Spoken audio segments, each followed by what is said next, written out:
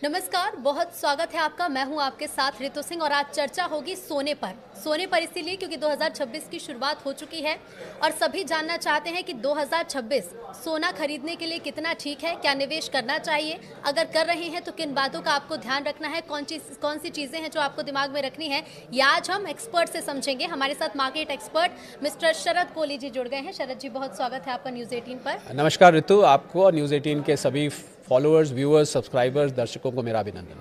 बिल्कुल, तो शरद जी, सबसे पहला सवाल तो यही बनता है कि 2026 क्योंकि शुरू हो चुका है, गोल्ड में निवेश के लिए 2026 कितना सेफ रह सकता है? देखिए, उतार चढ़ाव तो बहुत देखने को मिलेंगे और जो लोग गोल्ड सिल्वर में इंटरेस्ट रखते हैं, अगर गोल्ड की बात हो रही है, पहले गोल्ड की करता हूँ, तो उतार चढ़ाव आपको मिलेंगे। क्योंकि क्या होता है कि गोल्ड को समझने के लिए हमें ये देखना होगा कि गोल्ड में कौन लोग निवेश करते हैं।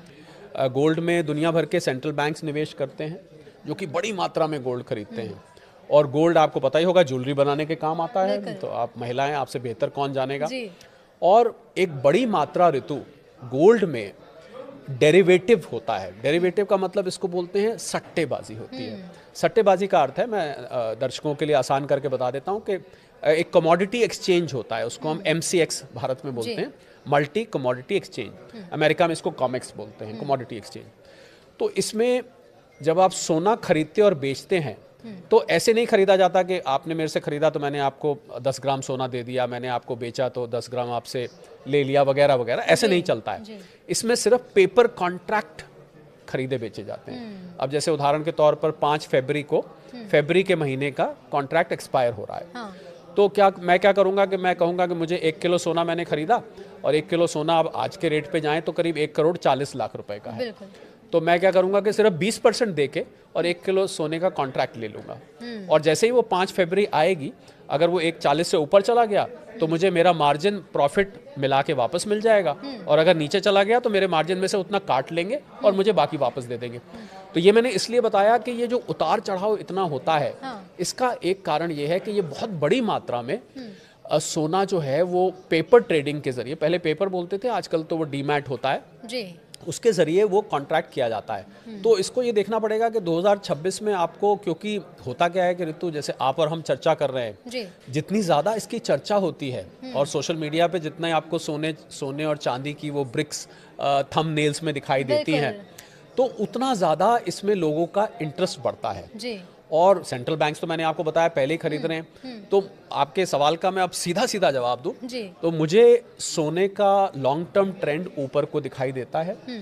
हो सकता है 2026 में बीच में कुछ दिन के लिए ठहर जाए, कुछ दिन के लिए थोड़ी करेक्शन आए, ये भी हो सकता है, पर लॉन्ग टर्म ट्रेंड ऊपर दिखता है। और इसका एक बहुत बड़ा कारण ऋतु मैं और बता दूं कि जो जियोपॉलिटिकल टेंशंस हैं, ये जो दुनिया भर में आपने विश्व युद्ध की बातें बार बार सुनाई दे रही हैं, अलग अलग देशों में युद्ध जैसे युद्ध जैसे हालात बन रहे हैं। अभी ट्रम्प साहब ने वेनेजुएला के लीडर को उठा लाया वहां से, और ईरान में चल ही रहा है। बिल्कुल, रूस यूक्रेन तो और घमासान हो चुका है। इनफैक्ट मैं क्योंकि जो लोग, और तो एक मजेदार बात मैं पहले बताऊं, जो लोग सोने और चांदी में इंटरेस्ट रखते हैं, उनको अंतर्राष्ट्रीय खबरों पर बहुत पैनी नजर बना के रखनी चाहिए। और मैं ये भी जोड़ दूं आपके चैनल पे कि भारत की जो इकोनॉमी के पैरामीटर्स होते हैं, पैमाने होते हैं, वो सोने और चांदी को ना के बराबर प्रभावित करते हैं। इस बात, ये बहुत इंपॉर्टेंट बात है। यानी कि भारत ने कोई आर्थिक नीति बनाई, बजट आया, अक्षय तृतीया आया, धनतेरस आया, शादी का सीजन आ गया, इससे सोने चांदी की कीमत में बहुत ही मामूली फर्क पड़ता है। हाँ, रुपया कमजोर हो तो थोड़ा यहाँ पर महंगा होता है। तो आप इन अंतर्राष्ट्रीय खबरों पर नज़र बना के रखिए। अगर वाकई में, मैं सबको आज ये हिदायत देना चाहूँगा, अगर आप सोने के शौकीन हैं और सोने में निवेश के शौकीन हैं, तो आपको अंतर्राष्ट्रीय खबरें आज से ही ट्रैक करनी शुरू कर देनी चाहिए। मैंने इसलिए जिक्र किया कि शायद कम लोग जानते हैं इस बात को कि रशिया के पास एक मिसाइल है, उसका नाम है ऑर्शनिक। और रशिया का एक पड़ोसी देश है, उसका नाम है बेलारूस। उसका बहुत घनिष्ठ मित्र है। उसने अपनी ऑर्शनिक मिसाइल को बेलारूस में, क्योंकि बेलारूस यूरोप के और नजदीक है, वहां पर तैनात कर दिया है। और यूरोप के जो बड़े देश हैं, जिसमें फ्रांस में पेरिस उसका कैपिटल है, यूके का कैपिटल लंदन है, जर्मनी का कैपिटल बर्लिन है, पोलैंड का कैपिटल वॉर्सो है, मैं 4 नाम ले रहा हूँ, और भी देश हैं। उसने इसको निशाना साध दिया है उन देशों की तरफ और ये मिसाइल न्यूक्लियर हेड कैरी करती है। आप समझ सकते हैं कि कितनी खतरनाक परिस्थिति है। हम लोग ना यहाँ पर क्या है ऋतु, हम लोग अपने देश की खबरों में इतने खो जाते हैं। इंटरनेशनल मामलों में ध्यान ही नहीं दे रहे। लालू प्रसाद जी क्या कर रहे हैं, तेजस्वी क्या कर रहे हैं, अखिलेश जी क्या कर रहे हैं, हमारे नीतीश बाबू क्या कर रहे हैं, हमारे छत्तीसगढ़ में क्या हो रहा है, एमपी में क्या हो रहा है, राजस्थान में, कि हम अंतर्राष्ट्रीय खबरों को भूल ही जाते हैं, जबकि दुनिया तो बहुत बड़ी है। तो मुझे लग रहा है सोने चांदी के निवेशकों को और ट्रेडर्स को अगर वो अंतर्राष्ट्रीय खबरें नहीं खंगाल रहे तो वो हमेशा ही असमंजस में बने रहेंगे, उनको कुछ नहीं पता लग पाएगा कि क्या खबरों को देखकर वो कैसे समझे। जैसे आप तो मार्केट एक्सपर्ट है, तो बता देंगे कि चलिए 2026 कितना सेफ है या फिर सोने में निवेश कितना सेफ है। लोगों ने देखना शुरू भी किया है, तो वो उससे कैसे आकलन कैसे करें कि निवेश ठीक है या नहीं? बहुत आसान है ऋतु, बहुत आसान है। जब जब आपको लगे कि ये जियोपॉलिटिकल टेंशन बढ़ रही है, जब आपको लगे एक मिसाइल चली, एक रॉकेट चला, ईरान के लीडर ने ये स्टेटमेंट दिया, पुतिन साहब ने कहा मैं छोड़ूंगा नहीं, ट्रंप साहब ने कहा कि अब तो मैं लेकर रहूंगा ग्रीनलैंड को, तो जब जब आपको इस प्रकार की स्टेटमेंट सुनाई दें, समझ लीजिए सोना खुश हो रहा है। खुश हो रहे का मतलब है कि समझ लीजिए कि सोना ऊपर जा रहा है। तो कुल मिला के अगर दूसरी भाषा में कहे तो जब जब जियोपॉलिटिकल टेंशन बढ़ेगी, सोना और चांदी आपको ऊपर जाते हुए दिखाई देंगे। तो एक तो दर्शक इस बात का ट्रैक रख सकते हैं, एक और वो ट्रैक रख सकते हैं, डॉलर को भारतीय रुपए के खिलाफ नहीं, पर बाकी 4 करेंसीज का मैं नाम ले रहा हूं, Swiss franc, euro, Japanese yen और ब्रिटिश पाउंड।